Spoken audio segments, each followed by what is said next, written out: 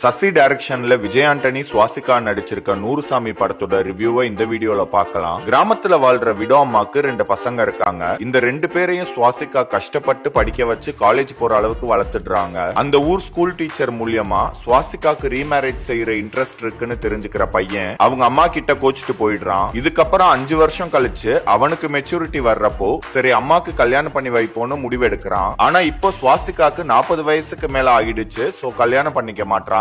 முத பையன் ஒத்துக்காம அப்புறம் அம்மா ஒத்துக்காம அடுத்து இவங்க சரின்னு சொன்னாலும் அவங்க குடும்பமும் அந்த ஊரும் என்னெல்லாம் பிரச்சனை பண்ணுதுன்றதுதான் நூறுசாமி படத்தோட மீதி கதை. ஸ்வசிகா ஃபர்ஸ்ட் கிளாஸ் நடிப்பை கொடுத்திருக்காங்க. அந்த அம்மா கேரக்டரும் அவங்க பேசுற விஷயங்களும் ரொம்ப வேலிடா இருந்துச்சு. மைன்யூட்டான எக்ஸ்பிரஷன், க்ளோஸ் அப் ஷாட்ஸ்ல எல்லாம் சுவாசிகா எவ்வளவு நல்ல நடிகைன்னு நம்மளுக்கு புரிய வைக்கிறாங்க. அந்த அம்மாக்கும் பசங்களுக்கும் நடுவுல இருக்க ரிலேஷன்ஷிப்பும் நீட்டா எழுதப்பட்டிருக்கு. புருஷனை கொன்றிருந்தான்னு பேசுற டயலாக், ஜோடி செருப்பை வச்சு சொல்ற எக்ஸாம்பிள், அம்மாவை சாமி கல்லு கூட கம்பேர் பண்ற வசனம்னு டயலாக்ஸ் எல்லாம் ரொம்ப நல்லா இருந்துச்சு. சசியோட படங்கள்ல பொதுவா சின்ன சின்ன கேரக்டர்ஸ் சைட் லவ் ட்ராக்ல கூட அவ்வளவு போக்கஸ் பண்ணுவாரு. ஆனா இந்த படத்துல பசங்களோட லவ் ட்ராக்கும் ஏனோ தானோன்னு தான் இருக்கு. பாலாஜி சக்திவேல் தான் வில்லன். அவர் கேரக்டரும் வீக்கா தான் பண்ணிருக்காங்க. போஸ்டர்ஸ பார்த்துட்டு இது ஃபுல் விஜய் ஆண்டனி படம்னு நினைச்சிட்டு போனா டிசப்பாயிண்ட் ஆயிடுவீங்க. விஜய் ஆண்டனி கடைசி 30-40 நிமிஷம் தான் கதைக்குள்ளேயே வர்றாரு. அவர் பேசுற விதம், பாடி லாங்குவேஜ்னு அந்த ரோலை நீட்டாவே பண்ணிருக்காரு. அந்த கேரக்டர் நல்லாவே ஒர்க் ஆகுது.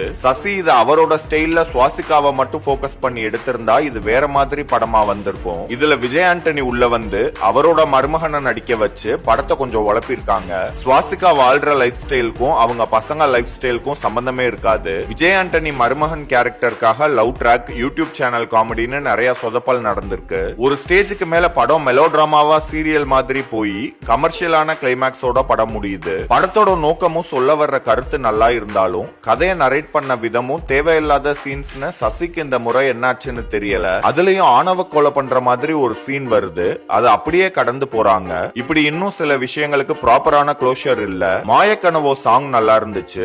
மியூசிக் சோல்ஃபுல்லா சில இடத்துல இருந்தாலும் நிறைய இடத்துல படத்தோட மூடுக்கும் மியூசிக்கும் சம்பந்தம் இல்லாம போயிட்டு இருக்கு. கருணாஸ் காமெடி 2-3 இடத்துல நல்லா இருந்துச்சு. இந்த கேரக்டர் ஒரு ஸ்டேஜ்ல சடனா வேலைய பாக்குறதும் நல்லா ஒர்க் ஆகிருக்கு. இன்ஸ்பைர்ட் ஃப்ரம் ரியல் ஈவென்ட்ஸ்ன்றனால ரியல் லைஃப்ல கல்யாணமான ஃபுட்டேஜ், போட்டோஸ் எல்லாம் காட்டி படத்தை முடிக்கிறாங்க. ஈஸியா வல்கர்னு இந்த சொசைட்டியால சொல்ல முடிஞ்ச விஷயத்தெல்லாம் சசி அழகா எடுத்து சொல்லி அந்த விஷயத்துக்கு வேற ஒரு ஆங்கிள் கொடுத்திருக்காரு. இந்த படம் 40-50 வயசுல இருக்கவங்களுக்கு ஒர்க் ஆகும். அவங்க வீட்டுல இப்படி விடோவா யாராச்சும் இருந்தா அதுல காட்டுற நியூஆன்சஸ் எல்லாம் ரொம்ப நல்லா புரியும். அதை தவிர்த்து ஜெனரல் ஆடியன்ஸா போய் பாக்குறவங்களுக்கு இத ஒரு ப்ராப்பர் சினிமாவா கொடுக்கறதுல சசி தடுமாறி இருக்காரு. சொல்ல வந்த மெசேஜ் ஒரு அருமையான விஷயமா இருந்தாலும் படமா நூறுசாமி எபோ ஆவரேஜா தான் ஃபீல் ஆகுது. இந்த மாதிரி படம் பிடிக்கும்னா ட்ரை பண்ணி பாருங்க.